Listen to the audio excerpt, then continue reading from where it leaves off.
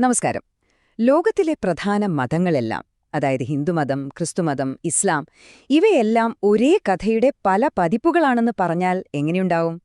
ഇന്ന് നമ്മൾ ചില പുരാതന ഗ്രന്ഥങ്ങളിലൂടെ സഞ്ചരിച്ച് ആ ഞെട്ടിക്കുന്ന ആശയത്തിന്റെ പിന്നിലെ സത്യം കണ്ടെത്താൻ പോവുകയാണ്. ശരി, നമുക്ക് തുടങ്ങാമല്ലേ? ഇത് കേൾക്കുമ്പോൾ ചിലപ്പോൾ ഒരു അതിശയോക്തിയായി തോന്നാം, അല്ലേ? പക്ഷേ നമ്മൾ പരിശോധിക്കാൻ പോകുന്ന ഉറവിടങ്ങൾ പറയുന്നത് വ്യത്യസ്ത പേരുകൾക്കും ആചാരങ്ങൾക്കും ഒക്കെ അടിയിൽ യാഥാർത്ഥ്യത്തിന് പൊതുവായൊരു ബ്ലൂ പ്രിന്റ് ഉണ്ടെന്നാണ്. അപ്പോ ഇതിന്റെ ആദ്യത്തെ തെളിവ് എന്താണെന്ന് നോക്കാം. ശരിക്കും അമ്പരിപ്പിക്കുന്നൊരു കാര്യമാണിത്. ഈ 3 വ്യത്യസ്ത വിശ്വാസങ്ങളിലും ദൈവത്തിന് സമാനമായ ഒരു ത്രിതല ഘടനയുണ്ട്. നമുക്കതൊന്ന് ജാസയെ പരിശോധിക്കാം. ആദ്യം നമുക്ക് ഹിന്ദുമതമെടുക്കാം. അവിടെ ഏറ്റവും ഉന്നതമായ ദൈവസങ്കല്പം ബ്രഹ്മമാണ്. അതായത് നമുക്ക് ചിന്തിക്കാനോ വിവരിക്കാനോ കഴിയാത്ത ഒരു പരമമായ ശക്തി. ഇത് ക്രിസ്തുമതത്തിലെ പിതാവ് എന്ന സങ്കല്പത്തോടും ഇസ്ലാമിക സൂഫിസത്തിലെ ഹുവ, അതായത് അവൻ എന്ന പ്രയോഗത്തോടും ഒരുപാട് ചേർന്ന് നിൽക്കുന്ന ഒന്നാണ്. ഇപ്പോ ഈ കാണുന്ന ടേബിള് ശരിക്കും രസകരമാണ്. നോക്കൂ, ഈ പാറ്റേൺ എങ്ങനെയാണ് ആവർത്തിക്കുന്നതെന്ന്. എല്ലാത്തിലും ഏറ്റവും മുകളിൽ വിവരണാതീതമായ ഒരു ദൈവം, പിന്നെ ആ ദൈവത്തിന്റെ തന്നെ സൃഷ്ടിയിലുള്ള ഒരു ഭാവം, അവസാനം ഓരോ വ്യക്തിയുടെ ഉള്ളിലുമുള്ള ഒരു ദൈവികാംശം. കണ്ടില്ലേ? ഈയൊരു ആശയത്തെ വളരെ ലളിതമായി മനസ്സിലാക്കാന് ഒരു ഉദാഹരണം പറയാം. സൂര്യനെ പരമമായ ദൈവമായി സങ്കൽപ്പിക്കുക. അപ്പോൾ പ്രപഞ്ചം മുഴുവൻ നിറഞ്ഞു നിൽക്കുന്ന സൂര്യരശ്മികളാണ് സൃഷ്ടിയിലെ ദൈവം.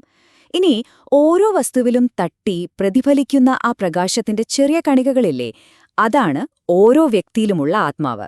അതായത് ഒരേ ഉറവിടം, പലതരം പ്രകാശനങ്ങൾ. ഇനി നമ്മൾ അടുത്ത ഭാഗത്തേക്ക് പോവുകയാണ്. ഇവിടെയാണ് കാര്യങ്ങൾ കൂടുതൽ ആഴത്തിലാകുന്നത്. ആത്മാവിന്റെ സ്വഭാവത്തെക്കുറിച്ച് ഈ പാരമ്പര്യങ്ങളിലുള്ള ചില രഹസ്യ പഠിപ്പിക്കലുകൾ പരിശോധിക്കുമ്പോൾ ഈ സാമ്യം നമ്മളെ ശരിക്കും അത്ഭുതപ്പെടുത്തും. ഹൈന്ദവ വേദഗ്രന്ഥങ്ങൾ പറയുന്നതനുസരിച്ച് ആത്മാവിന്റെ വലുപ്പം എത്രയാണെന്നറിയോ? ഒരു മനുഷ്യന്റെ മുടിയിഴയുടെ അഗ്രഭാഗമെടുത്ത് അതിനെ 10,000 കഷ്ണങ്ങളായി ഭാഗിച്ചാൽ അതിലൊരു കഷ്ണത്തിന്റെ അത്രമാത്രം, അതായത് ഒരു ക്വാണ്ടം പാർട്ടിക്കിൾ പോലെ അത്രയ്ക്ക് സൂക്ഷ്മമായ ഒന്നു. ഇനി കേൾക്കൂ, ഏതോണ്ട് ഇതേ ആശയം തന്നെ ഇസ്ലാമിക പാരമ്പര്യങ്ങളിലും നമുക്ക് കാണാം. അവിടെ പറയുന്നത് മനുഷ്യന്റെ ആത്മാക്കളെയെല്ലാം ജനനത്തിനു മുൻപ് ചെറിയ കണികകളുടെ രൂപത്തിൽ അണുക്കളുടെ ലോകം എന്നൊരു സ്ഥലത്ത് ഒരുമിച്ചു കൂട്ടിയിരുന്നു എന്നാണ്. ശരിക്കും അത്ഭുതം തന്നെയല്ലേ?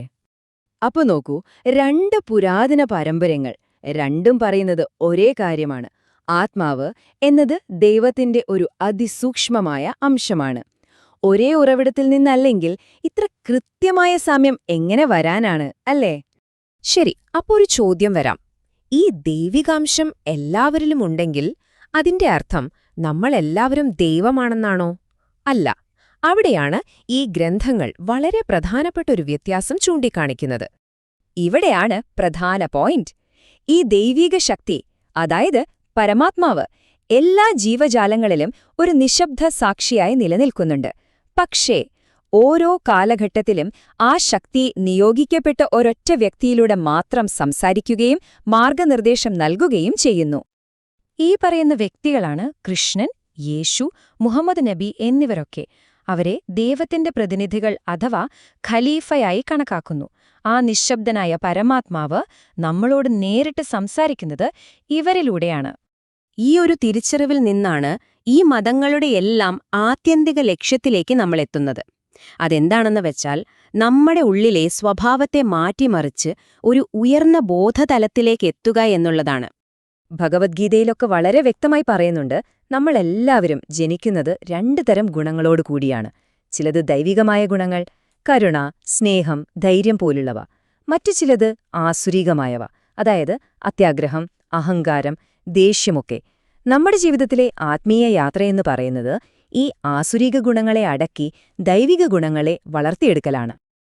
അപ്പോ അതിനുള്ള വഴിയും ഈ ഗ്രന്ഥങ്ങൾ പറയുന്നുണ്ട്. ഒന്നാമതായി, നമ്മുടെ ഉള്ളിലും മറ്റുള്ളവരുടെ ഉള്ളിലും ആ ദൈവികാംശമുണ്ടെന്ന് തിരിച്ചറിയുക. രണ്ടാമത്, നമ്മുടെ അഹങ്കാരം, ആർത്തി പോലുള്ള ചീത്ത ഗുണങ്ങളെ ഇല്ലാതാക്കാൻ ശ്രമിക്കുക. മൂന്നാമതായി, സ്നേഹം, അറിവ് തുടങ്ങിയ നല്ല ഗുണങ്ങൾ വളർത്തുക. നാലാമതായി, ദൈവത്തിന്റെ പ്രതിനിധി കാണിച്ചു തരുന്ന വഴിക്ക് സ്വയം സമർപ്പിക്കുക. ഈ സമർപ്പണം എന്ന വാക്കിനാണ് അറബിയിൽ ഇസ്ലാം എന്ന് പറയുന്നതെന്നതും ശ്രദ്ധേയമാണ്. ഇതെല്ലാം നമ്മളെ കൊണ്ടെത്തിക്കുന്നത് വളരെ ലളിതവും എന്നാൽ ശക്തമായ ഒരു പ്രായോഗിക പാഠത്തിലേക്കാണ്. ഓരോ മനുഷ്യന്റെ ഉള്ളിലും ഒരു ദൈവികാംശമുണ്ടെന്ന് നമ്മൾ ശരിക്കും വിശ്വസിച്ചാൽ പിന്നെ നമുക്ക് എങ്ങനെയാണ് മറ്റൊരാളെ വെറുക്കാൻ കഴിയുക? നമ്മൾ പരസ്പരം പെരുമാറുന്ന രീതി തന്നെ അതോടെ മാറും. അപ്പോ അവസാനമായി നമുക്ക് ഒരുമിച്ച് ഈ ചോദ്യത്തെക്കുറിച്ച് ചിന്തിക്കാം. ഈ ലോകത്തിലെ എല്ലാ വിശ്വാസങ്ങളുടെയും ഉറവിടം ഒന്നാണെങ്കിൽ അത് നമ്മൾ പരസ്പരം കാണുന്ന രീതിയിൽ എന്ത് മാറ്റമാണ് വരുത്തേണ്ടത്? ഇതൊരു പഴയ തത്വചിന്ത മാത്രമല്ല, നമ്മുടെ ഇന്നത്തെ ലോകത്തെ തന്നെ മാറ്റിമറിക്കാൻ ശേഷിയുള്ള ഒരാശയമാണ്. ഈ വിഷയത്തെക്കുറിച്ച് ഒരുമിച്ച് ചിന്തിക്കാൻ സമയം കണ്ടെത്തിയതിന് എല്ലാവർക്കും നന്ദി.